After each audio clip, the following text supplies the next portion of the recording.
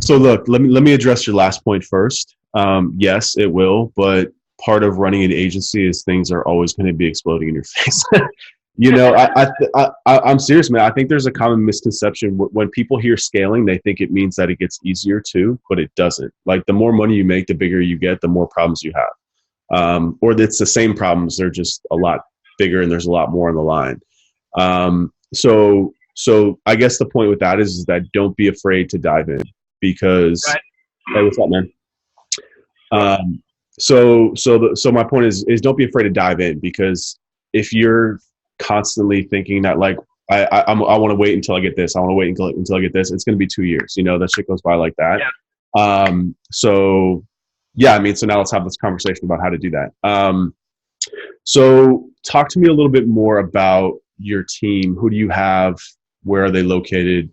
Ballpark, salary, etc. So that's kind of where we're at right now. I have one keyword specialist, Okay. Josh, who's been through the training, but he's still new. I've got a team in the Philippines of about 4. Two have been through part of the blueprint training. I didn't want to put them through the whole thing, obviously.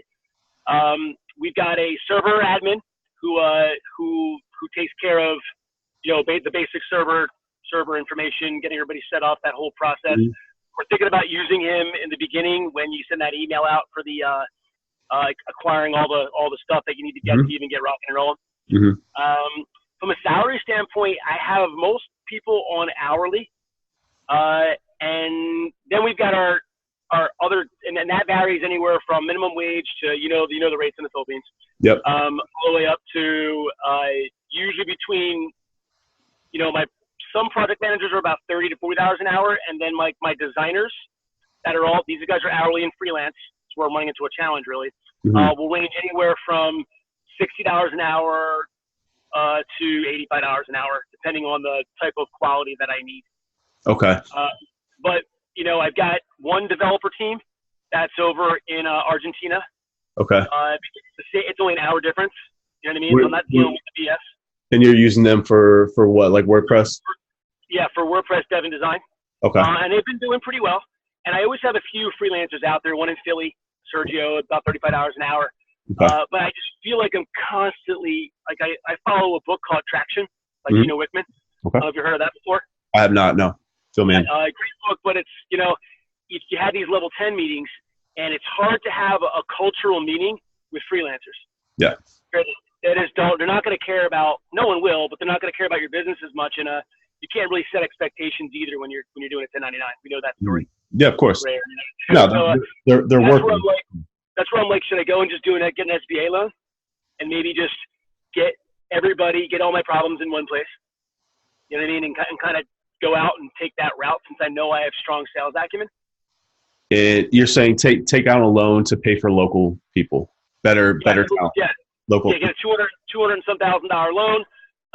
Go out there, get a nice office. Everybody shows up, and with exceptions obviously, but and then just try to rock it out like that. Yeah, I mean, I'm not opposed to loans. I think that I think debt can like it's free money. It's not free money, but it's capital now to get things done now, right? So I'm with it, but before you do that, I mean, I would have to kind of understand what your financials are a little bit better. Because, like, are you comfortable talking about like how much you're doing per month and like what margin you're doing off of that? Yeah, we're not large. We do right around a vicinity of 20 G's a month. Okay. At what margins? Right now we try to keep our margins at about 20. I mean, they end up good. Right now they're at like 15%. It just 15? seems like they always 1.5? Yeah. Where's your money going? This is what's happening. If I'm looking at the numbers, Mm-hmm. we'll bring someone in and we'll design their website, right? We'll do web design to dev, and I feel like 4 projects right now are 3 months behind, 4 months behind, and it's my project managers on that side that are kind of saying, well, they're not bringing content, they're not doing this, and I'm like, expectations, got to set them, Yeah. and I'm bleeding, I think, on that side of it. And then it's really calculating how many hours when I get a Clockify report. And me not being a developer, Ryan, I'm not afraid to say that. Why are you going to look at? I'm sorry to cut you off, but you're it sounds like you're convincing yourself to do develop. Why don't you just not do development? Like, how much of your revenue is development doing of that 20? Oh God, it's not enough. I Get don't rid think of it. enough. Just get rid of it, dude. Like now, just tell those clients, hey, we're not offering this anymore. You can work directly with the company we're working with, but like, dude, I'm telling you now, like I won't. That's why I won't touch design development too. Like, there's so much money to be made in just doing SEO alone. Like, why would you do anything else? You know, or same thing with Facebook ads, same thing with like whatever you're good at. Yep, socials too. You try to bring in these social freelancers or whatever else. Dude, it's not worth it, man. Fuck that. It's not worth it. Like where you're at right now, like you don't go full service to me until you get like 3 to 5 million in revenue, because that's when you're like, okay, we've kind of capped out the market. We're never going to get to 10, 15, 20 million just doing SEO. Right. And that's when you say, okay, but then you have the capital to play with. You have the experience, you have the team to go out and hire a PPC expert in how, you know what I'm saying? It's a much different process than working with a freelancer. Right. So to me, you like, it doesn't have to be SEO either. It's just any service. Do whatever you enjoy the most, that you feel you have the most value, and you can build a team underneath you and whatever you feel like you're gonna get the most results, and triple down on that and cut everything else. Just do that. You know, so whatever the bulk of your revenue is now, if it's SEO, I would just focus on, and that'll also help you with all this other stuff. Like it is, it's almost 15 grand a month is the SEO. Yeah, and that's the other piece, is knowing where you know how to apply those margins and who to go hourly and who to bring in, like the SMEs. That's where I'm running into a little bit, because I don't have a problem dropping that shit, Ryan. You're 100% right. We talked about that yesterday, so maybe that is the answer. Probably is the answer. I mean, look, it's also like, to me, it's also about clearing the mental space to tackle more important problems, right? Like if you wake up tomorrow and don't have to deal with that shit, like you're going to have a lot more brain power to tackle like how to grow the SEO part of things, right? And like, it's also just going to make hiring a lot easier for you, just like managing just a smaller skill set of people. And also then too, like justify, like, so that aside, I think you drop that first. I think your next move, just kind of judging on the amount of people that you're trying to manage. Just, you had a long list of freelancers for just that much in revenue, right? Like for context, my agency right now, we're keeping it small on purpose. Like we're doing about the same amount of revenue, and I've got like 3 people, you know. Full time? Yeah, pretty much. Well, there 2 are offshore, 1 is local. I just hired a local person to manage it. I just kind of grabbed somebody who I used to work with to basically manage like, I'm not touching the agency stuff anymore. I still want to have it because it's kind of easy revenue for me. And if I have somebody capable to manage it, then, you know, leads are coming in. Why not close them? Right. But, you know, I just want to focus on my other companies. I enjoy doing this much more than I enjoy talking to a client about fucking why their keywords aren't ranking, you know? So, but the point is that for you, I mean, I think that you bring in, just listening to where you want to go with the company, it sounds like you want to have a local team, you want to build a company culture. And that's kind of where I'm going with this, is that you got to understand what it is that you want to get out of your business. I want to get something that's going to be low headache, high margin. Like, I don't even really care, like that, you know what I'm saying? That's me. But you, like, I get it, man. Build a team, get an office, build a culture. Like, that's actually how you're going to get, like, my agency side of things is never going to grow past a certain point. But if you take that approach, which is where I think you're at now, tired of dealing with freelancers, you need to get somebody that can sit next to you. Imagine if you had somebody sitting next to you every single day, 2 people sitting next to you every single day, not having to talk through Slack, just talking, you get 10 times more stuff done. And they're hungry, they want to win, they're motivated, everybody sees it, they feed off each other. Yeah. And in all fairness, it's actually a lot, in my opinion, it's a lot harder to manage local people, because Americans have a whole different mindset when it, like, you're an entrepreneur, you've got that go-getter attitude, but like, you know, most 22 to 23-year-old kids don't really know they still don't know what they really want to do. It's still kind of a job to them, right? But that's where you come in to help them understand, like, hey, this is where your career can go. These are all the things that you can do with this. Get them to buy into, want to learn to what that position can open up for them, right? So, like, getting to know who they are as a person, and just like I said, what motivates you for your agency, what motivates them? Like, do they care about money? Do they care about guidance? Do they care about their free time and working from home? Like, you have to understand what that is, and that's how you get those people to ultimately buy in, because you want to get them to want to work to work at a company that they want to come in to work for every day, or to do the work, you know. And that's literally just doing the little things and like talking, listening, and helping guide them through that path. But point is that local people are no breeze, but for you in the little bit that I now know you, I think that's definitely the move, you know? Like, do you have an office? I do. Well, I did have an office. Now I'm moving into this house on Friday, and it's my office is probably going to be there. Okay. But again, I know I have the access to get the loan if I need it. Yeah. Not a yearly where I'm paying it back like a retard. I'm talking about if you can get a Yeah. solid SBA loan that makes sense. With the revenue that I have, that should be doable. You know, we got Yeah. access I- to but I about don't, $50,000 in line of credit. I don't even know if you need, I don't know if you need a loan though, you know? I mean, if you're doing let's say you're like, we get rid of that 5K, you're doing 15. What does your margin then become on that 15? It should change, no? Because didn't you say a lot of your? Yeah, it probably moves to 30. I would say. Okay. 30 or That's 30, still 35. kind of, that's still kind of low. I'm assuming you're taking a salary too. Yeah, I follow profit first, so Mike lives down the road from me. Awesome. Mike McAlwith. So again, that's easier said than done, but I usually pay myself about 25%. I don't go, sometimes a little more than that, but and then we try to keeping operating at 30% for me has been tough unless I sectionalize the work and push it out and set expectations. That's where I'm trying to figure that out in your system, getting those Excel spreadsheets and building this out with hourly versus salary. We're just, maybe I just stuck in Excel. No. But I mean, all you got to do is just convert salary to hourly, though. Their salary, they're getting, if you're paying them benefits, which you probably won't be. I mean, honestly, like your first employee will probably still be like, it will be like a local 1099,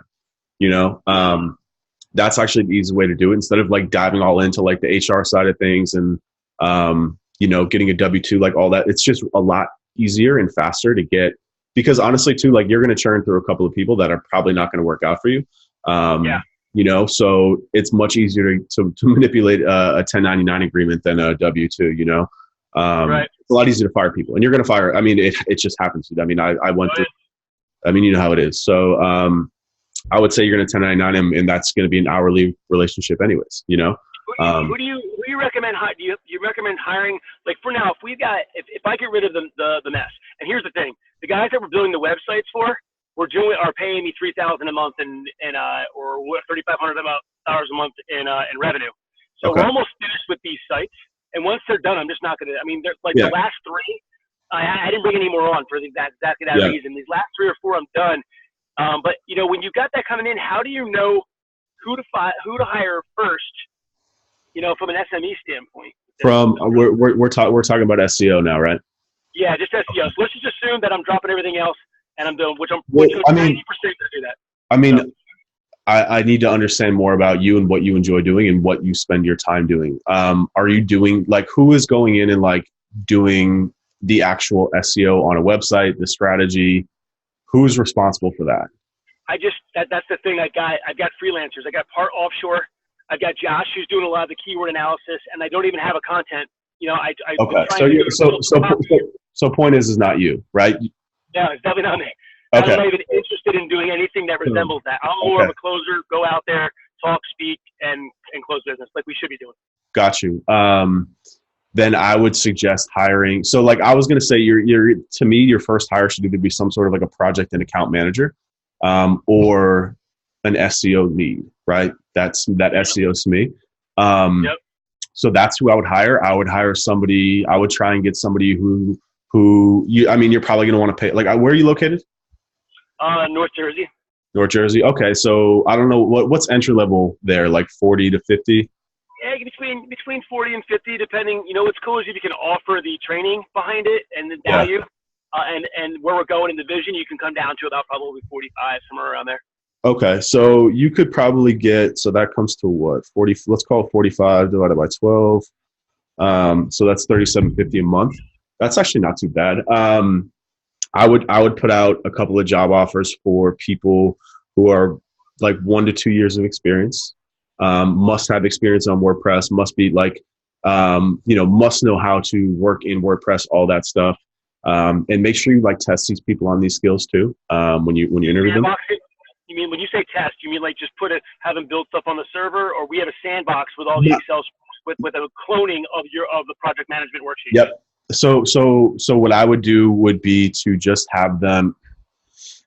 So for an SEO role, though, they don't need to know how to code, but they should know how to like add pages, change titles, stuff like that.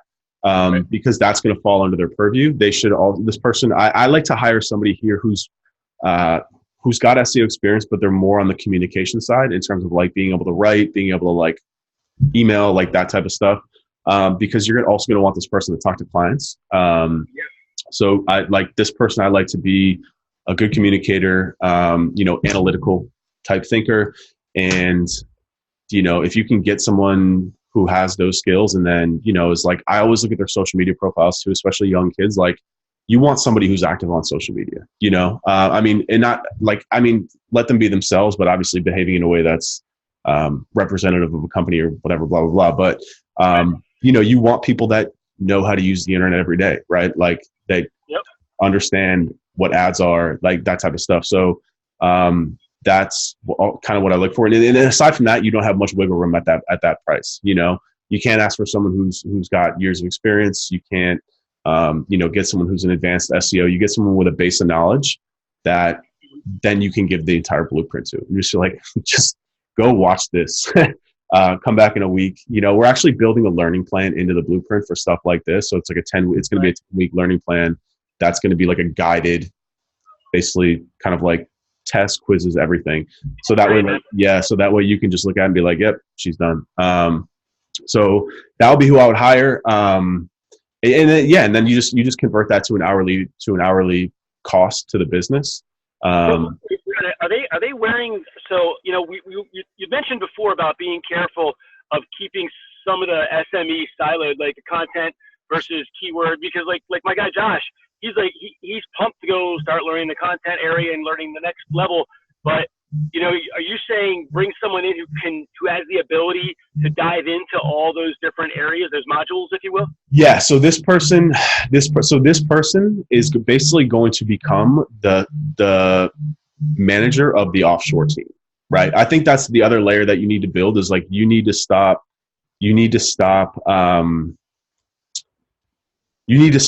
managing all these people at a one-to-one level. Like, you need a buffer in between you, right? Because I'm sure that's what's taking up a lot of your time. So you want this person trained on the end-to-end process, somebody who understands the whole process, but probably won't be doing the keyword research him or herself, but knows how to manage the person that does that, right?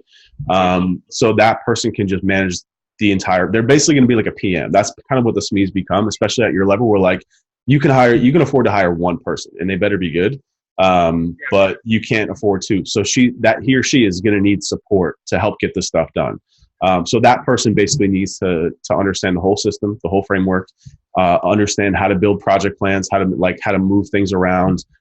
Again, like communicate with the client in terms of emailing, sending deliverables, and then a good manager, or like being able to then facilitate and manage people underneath them to get the work done. So like so that's where I stay siloed, is that like your offshore team should stay very siloed. Like the people offshore, like I said, and this is no disrespect, but we pay them to be doers of the process, not necessarily like the architects and the thinkers, right? You want this to be that architect and the thinker, because then if that person can handle the entire service delivery, that's like 80% of the business.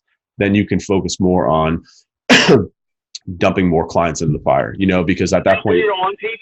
Is that where you're on page specialist, and that place is going to be that in that world too, or? Yeah. So what I've done is I'm offering a very stripped down version of the blueprint. Like, I'm literally using the exact same deliverables that are in here, for our agency clients. But what I'm doing, I've done a stripped down version. So like, I'm not doing the kickoff reports. I'm not doing competitive analysis. I'm basically just doing onboarding, project management, website quality audit, keyword research, on page, and then content topic generation. Then I'm actually outsourcing link building completely.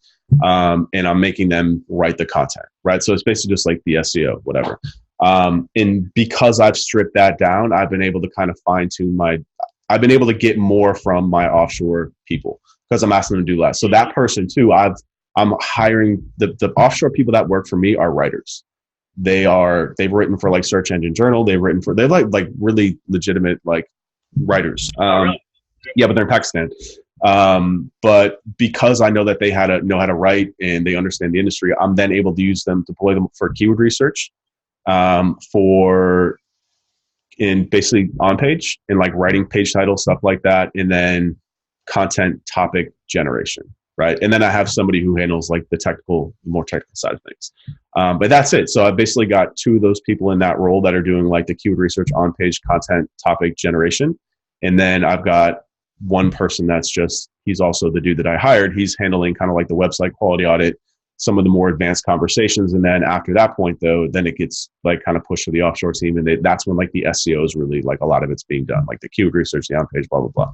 And then link building, we've moved to a vendor. We're just paying a vendor to do it now. So there's good ones out there if you look. Yeah, we have a couple that do that kind of stuff. Yeah, for sure. We used to do all the outreach in house. Obviously, that was like the first module of the blueprint that really put. Yeah, that was the first one I bought, man. Yeah, and it's kind of funny. Like I don't push people away from it now because I think that it's really one of two things. Now you either do SEO or you do link building, right? If you're trying to do both, you've got to have a lot of people and you've got to be charging a lot for that link building. Whereas, with it's just, you have to build like two different, completely separate teams. Notice if you're going for the link building thing, you got to get the prospectors, the outreach people. You're also dealing with very finicky people. Like people, when it comes to getting links, are very finicky. So I'm like, yeah, fuck this. I'm just going to get this off my chest. But you can still make a lot of money building a link building agency. If you can master that process, you can crush it because the market is still open for, there's like a couple of good vendors. And aside from that, it's still all garbage, What about on the other side? Stick with SEO. I mean, I never hear you talk too much about GMB, Google My Business, and that whole process. Do you have a separate team that focuses with the, that whole world? We just don't do local SEO. Okay. That's why there's no module at the moment where we have someone building it right now. We actually just kind of source an expert to build it because there's just not as much money in it, and this is what I'm trying to get everyone in the blueprint to do too, is that there's nothing wrong with local SEO, but like, there's just not as much money. Like you're doing the same amount, if not more work for less money. It just didn't make sense to me. So we just kind of stopped doing it. And this is again, what like I'm trying to get people in the blueprint to see is like, you can use these systems and deliverables to charge more, like you don't have, like, if you don't want to work with local clients either, you have the means to not do so. You just got to go out there and package it up and sell it, So it's just not worth the money, locally. It's like really become more work for smaller retainers. That's why like we found a good space in B2B, because B2B SEO, there's not a lot of technical things that go into it, because they're usually smaller WordPress websites. And really what it's about is like good keyword research, create good content, and get links, and that's it. And that is a very headache-free SEO process for us. So we just kind of like specialize in that. And it's also what we do every day with the blueprint. It's the same style marketing that we do here, because this is basically a B2B product. We're selling it to agency owners. So I'm very familiar with like how to have success in marketing in the B2B space significantly. So. You got any more questions? No, man. That's it. I think the hardest part to me is just integrating the project plan and that hourly. I seem to be having some trouble with doing that, but I just got to get in there and dig and screw around with it. And I think getting rid of the other stuff, I'll be all right. I can spend more time. Yeah, get rid of that stuff. I mean, go back. I was actually reviewing them because I saw what you posted in the thing you want to talk about, and I know we didn't really talk about that. And the reason is because I just explained it so much better in the videos. You probably got to watch it twice. I would say don't worry about the spreadsheet that we built, because that is a little bit complicated. Just focus more on what are my people costing me, like by the hour, how much are they costing me? And then also actuals, like how much am I actually paying these people? How much are they like, how much am I forecasting for work versus how much, like with the development stuff. If you thought it was going to be 10 hours, but it's taking you 50 hours, like that's a problem. That could also be in your SEO as well. So I would look into how much are my people costing per hour? How long do I think these things are taking? How long are they actually taking? Right. Because you might be able to clean up some margin right there. Like what I'm trying to get you to the point is like, if you get up to 50% margins, then you won't need a loan. Right. It'll just create more cash flow in the business. So figure out what people are actually doing. And then I would also go through your account again, like go through all of your costs to figure out what your expenses are. But I think that it's more in the amount of people that you have working for you. It's adding up a little bit quicker than than thought and projected. But I think if you can do that, then you can easily figure out what your hourly rate is because, and I give you and I know it's confusing, but I give you the calculation there, but it doesn't have to be exact too. Like you can just be like, we're going to charge 115, you know, Yeah. but you can't really make that determination until you really understand exactly what your costs are, you know, because if you think things are taking a lot shorter than they are, then that's going to lower your hourly rate, you know, because you're like, oh, it's only going to take 5 hours. So I don't want to charge a client $200. So I'm going to charge them $50 an hour, but it's actually taking you 3 times that. Then it's costing you 3 times also what you thought it was. So until you get the training and the lessons and that part of your blueprint finished, where do you fish right now? Do you fish in Upwork? Are you throwing it out to like the Zip Recruiter world, or where are you fishing for? Where we recommend looking for that integrator type of person? Yeah. So for the local person, you got to go through I've actually had good success on LinkedIn, posting a job on LinkedIn and then promoting it.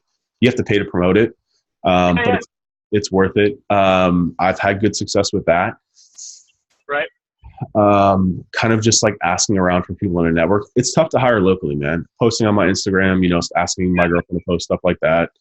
Just get resume any way you can. But for yeah, I mean, there's really no good way to do it. And for offshore, it's all Upwork. I've never used anything but Upwork, and I've only had good success with it. So we were using onlineph.com, which is specifically the Philippines. But lately, I feel like they've been going through the blueprint training, and then I just don't ever hear from them again. So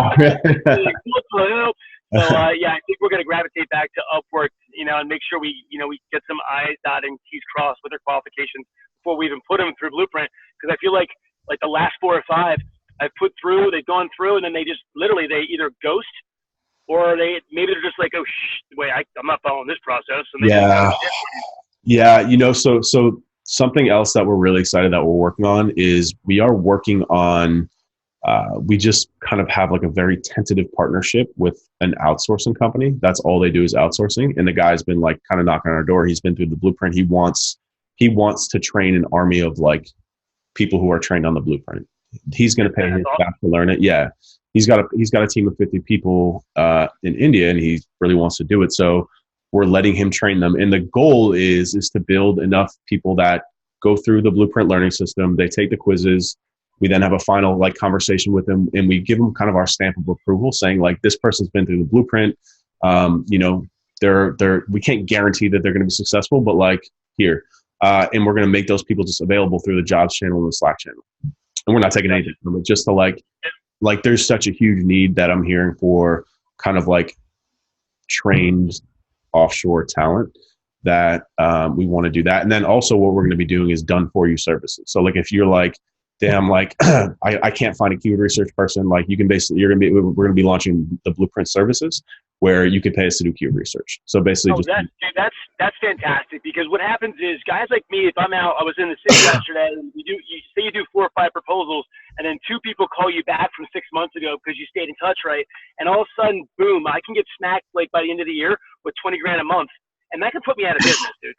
Yeah. And that's not good. So having something like that, because that scares the crap out of me when you train all these people and then 4 leave and then 4 people sign up and then I lose 2 big clients out the back door and get 2 new ones in the front. That feels like shit. It's the worst feeling in the world, dude.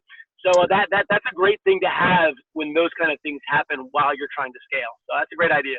Yeah, it's gonna take us some time to get it together, but we're hoping to use those people. So the initial thought is to get them trained and then offer them to people, but really was starting to white label everything in the blueprint and just and offering them at like, you know, a price that people can still be highly profitable on selling them to clients for too. And we're also, the last thing I wanted to run by you is, you know, we were thinking about niching into, and now this might not work, but we were thinking about niching into the cycling market. I have one of the largest cycling companies around, but they're brick and mortar and local. That's why I'm like, I'm not sure if I do it or not, but they have no help and assistance that they're in the area. And there's probably about 10,000 of these bike shops across the country. We're going to call it cycle center marketing enough, but it sounds like if I do get really, really good and can templatize just that niche of mountain biking and biking, which I do, by the way, so I know it better than any other marketer, because I know both sides of it. You know, do you think that's probably getting a little too granular? No, I don't, because I mean, you're not going to be able to charge them much. you know that, but it opens up, like if you're a specialist in that, then you're just going to close that many more deals, you know? Yeah, it's 20. Basically, we figured that we can charge all in, 25 between two and 3,000 a month, even at $2,000 a month. And if we we took just 3 to 5 shops per state, of some bigger and obviously other states, it comes out to about 4.8 million a year. And Yeah, talk no, about absolutely. capitalized, turnkey, Yeah. keywords are the same, backlinks are the same. Yeah. I mean, I would be surprised if you can get that. Is that only for SEO or is that for like end-to-end marketing though? It would be end to end. That's the Challenge, man. piece. I mean, but look at, if so, you can kind of hedge the other way though. Is that if you're that specialized, then again, it's going to lower your need on SEO, and like you're not going to need a technical person. You're just not. Yeah, it's going to be templatized. A lot of stuff will be templatized. Exactly. So 40% margin. yeah, you're going to be doing like keyword research, some on-page changing, maybe one blog post a month just to keep them happy, and hit them with some links, do some GMB stuff, and you're good. And then on top of that, you can just offer like just basic advertising. You know what I'm saying? Pay-per-click in Facebook ads. And yeah, I think you could definitely get $2,000 a month for that. And I think you could have good results with that. I would definitely do it. Somebody was on here a couple weeks ago. We were talking about, he was like niching down into health space, and those retainers are like $300 a month. So they're not much, but it's the same thing. If you can, like, it just opens up a lot of marketing opportunities and sales opportunities. Like you can literally just DM people and be like, hey, I only work with bike shops. And like, here's a list of 100 case studies. Yeah, and they all kind of know each other. And there's a few places, few affiliates that have a lock on the market that would be power partners of mine. But it seems to me like you could even do that whole like Cycle Center conference every year or something that kind of brings together best practices, because they're not really competition except for the big ass Cannondales that are starting to get cannibalistic anyway. So all right, I just wanted to run that by your brain at a high level. So I appreciate all the information as always, Ryan. I appreciate that way you grow and you're evolving your organization, trying to cater to agencies and guys like us. So thank you. All right, man. We'll be in touch soon. Cool. Take it easy. Have a great day, man. Good luck with your house.